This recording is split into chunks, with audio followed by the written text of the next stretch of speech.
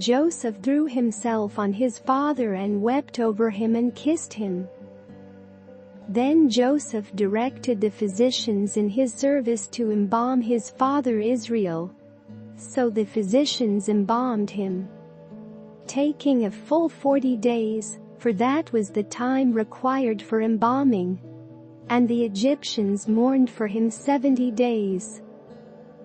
When the days of mourning had passed, Joseph said to Pharaoh's court, "If I have found favor in your eyes, speak to Pharaoh for me. Tell him, my father made me swear an oath and said, I am about to die. Bury me in the tomb I dug for myself in the land of Canaan. Now let me go up and bury my father, then I will return." Pharaoh said, "Go up and bury your father, as he made you swear to do." So Joseph went up to bury his father. All Pharaoh's officials accompanied him, the dignitaries of his court and all the dignitaries of Egypt, besides all the members of Joseph's household and his brothers and those belonging to his father's household.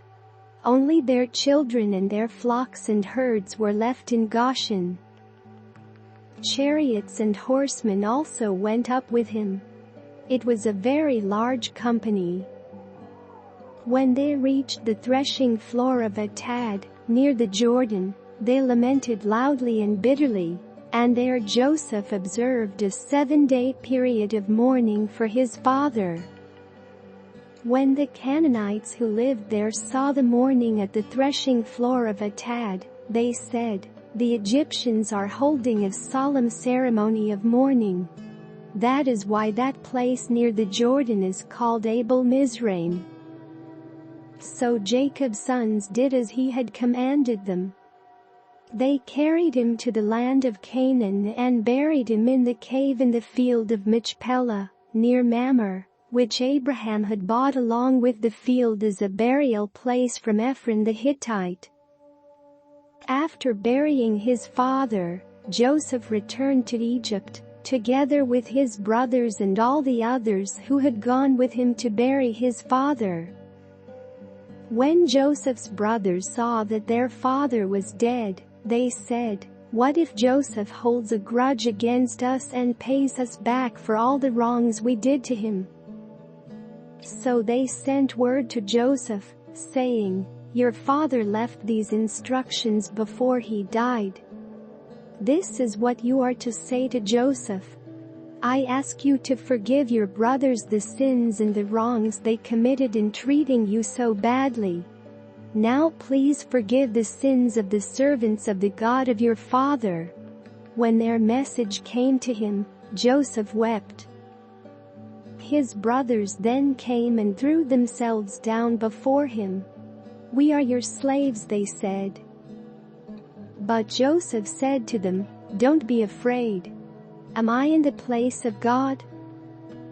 You intended to harm me, but God intended it for good to accomplish what is now being done, the saving of many lives. So then, don't be afraid. I will provide for you and your children." And he reassured them and spoke kindly to them.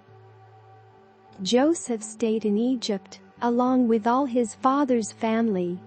He lived 110 years, and saw the third generation of Ephraim's children. Also the children of Makir son of Manasseh were placed at birth on Joseph's knees. Then Joseph said to his brothers, "I am about to die, but God will surely come to your aid and take you up out of this land to the land he promised on oath to Abraham, Isaac and Jacob." And Joseph made the Israelites swear an oath and said, "God will surely come to your aid, and then you must carry my bones up from this place." So Joseph died at the age of 110. And after they embalmed him, he was placed in a coffin in Egypt.